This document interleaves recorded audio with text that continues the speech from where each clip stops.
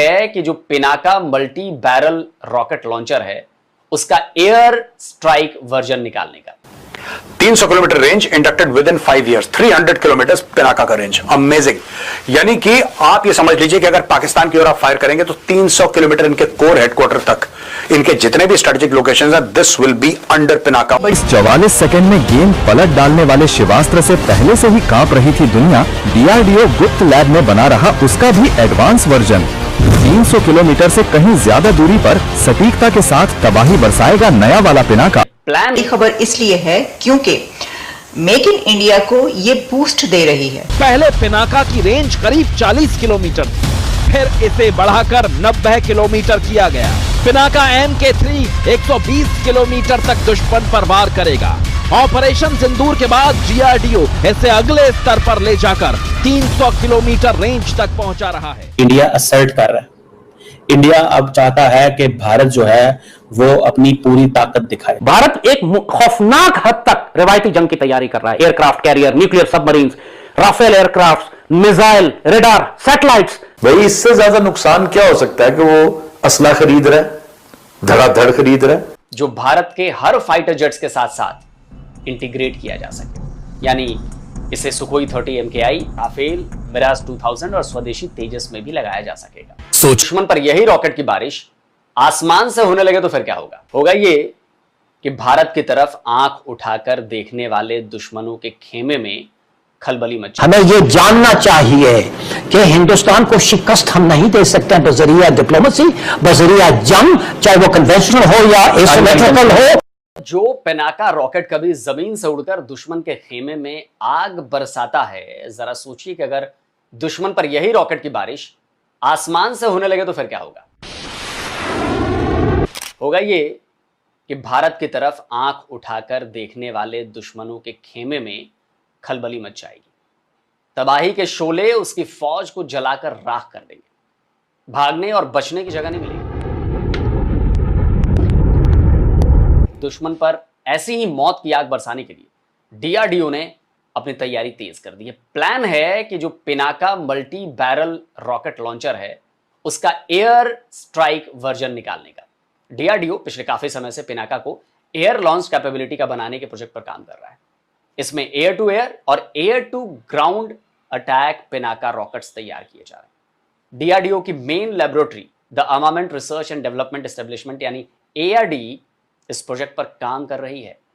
इस प्रोजेक्ट के तहत इंडियन एयरफोर्स के लिए मीडियम कैलिबर का प्रिसिजन स्ट्राइक वेपन देने की तैयारी चल रही है, जो भारत के हर फाइटर जेट्स के साथ साथ इंटीग्रेट किया जा सके, यानी इसे सुखोई 30 MKI, राफेल, मिराज 2000 और स्वदेशी तेजस में भी लगाया जा सके। हालांकि अभी तक डीआरडीओ ने अपने इस प्रोजेक्ट की पूरी डिटेल शेयर नहीं की है, लेकिन माना यह जा रहा है कि पिनाका के इस एयर लॉन्च्ड वेरिएंट को क्रूज मिसाइल की तरह इस्तेमाल किया जाएगा, या यह कहा जाए कि पिनाका ALCM महंगे और इंपोर्ट किए गए एयर टू एयर और air to surface cruise missile जैसे रैम्पेज है उसकी जगह को ले सकता है।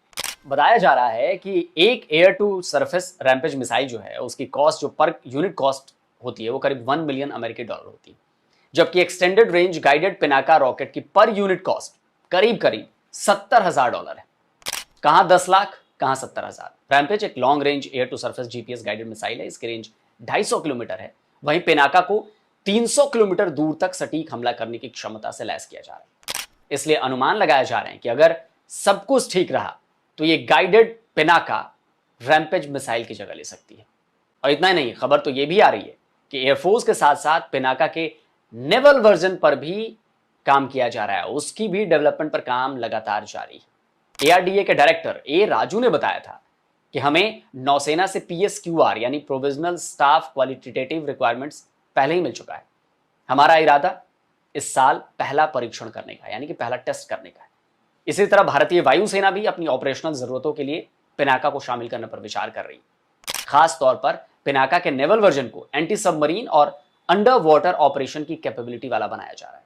खबर बता रही है कि 75 किलोमीटर तक मार करने में सक्षम पिनाका के पहले नेवल वर्जन का टेस्ट भी इसी साल किया जाने वाला है। वैसे डीआरडीओ पिनाका के लैंड वर्जन को भी बहुत तेजी से, यकीन मानिए बहुत तेजी से अपग्रेड कर रहा है। जैसा कि मैंने अभी आपको बताया कि 300 किलोमीटर दूर तक मार करने में सक्षम पिनाका मल्टी बैरल रॉकेट्स पर काम चल रहा है। डीआरडीओ ने पिनाका में लॉन्गर वर्जन्स डेवलपमेंट करने का काम शुरू किया है। इसमें 2 वेरिएंट्स हमारा ड्राइंग बोर्ड में है अभी। 120 किलोमीटर्स और 300 किलोमीटर्स का रेंजेस में पिनाका वर्जन्स। असल में इंडियन एयरफोर्स इस रॉकेट सिस्टम को अपडेट कर बैलिस्टिक मिसाइल के पैरेलल यूज करना चाहती है। फरवरी में छपी टाइम्स ऑफ इंडिया की एक खबर बता रही है कि वायुसेना इस कोशिश में है कि पिनाका की मारक क्षमता और उसकी रेंज को इतना बढ़ा दिया जाए कि वो महंगे क्वासी बैलिस्टिक मिसाइल प्रलय की जगह इस्तेमाल की जा सके। अभी ये multi barrel rocket system Bharat की आर्मी का एक जबरदस्त और बहुत ही घातक हथियार है। भारत ने इसे अर्मेनिया को एक्सपोर्ट भी किया है और इस MBRLS ने अजरबैजान के खिलाफ युद्ध में अपनी क्षमता को साबित भी किया है, जिससे अर्मेनिया की फौज बहुत ज्यादा खुश है। और यही नहीं, करगिल युद्ध में इसी पिनाका ने पाकिस्तानी घुसपैठियों पर मौत की आग बरसाई थी। तो बहुत इंपॉर्टेंट रोल रहा था करगिल वॉर में भी पिनाका का। और अब भारत अपने इसी घातक हथियार के दायरे को बढ़ा रहा है। ना केवल उसके लैंड वर्जन की रेंज और एक्यूरेसी को एनहांस किया जा रहा है, बल्कि उसे एयर और नेवल शिप लॉन्च के लिए कैपेबल भी बनाया जा रहा है। यानी आने वाले दिनों में पिनाका हमारी सेना के तीनों विंग्स में तैनात होगा और उसकी ताकत बनेगा।